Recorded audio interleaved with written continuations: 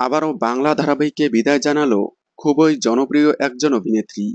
এমন অনেক জনপ্রিয় অভিনেতা অভিনেত্রী আছে যারা একসময় বাংলা টেলিভিশনগুলোতে প্রধান ভূমিকায় অভিনয় করে তুমুল জনপ্রিয়তা পেয়েছিল, কিন্তু সময়ের বিবর্তনে হারিয়ে গিয়েছে সেই জনপ্রিয় মুখগুলো। তাদেরকে আর টিভির পর্দায় দেখা যায় না।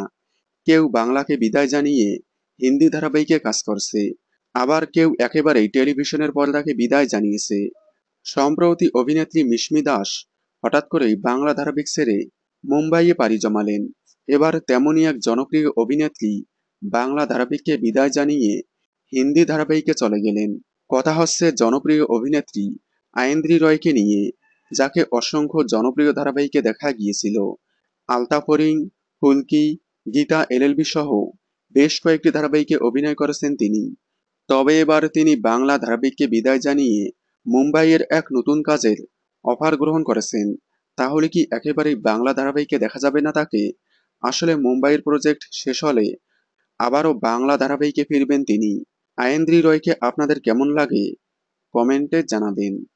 বাংলা বিনোদনের এই ধরনের সকল আপডেট সবার আগে পেতে চ্যানেলটি সাবস্ক্রাইব করে পাশে থাকা বেল আইকনটি বাজিয়ে দিন। ধন্যবাদ।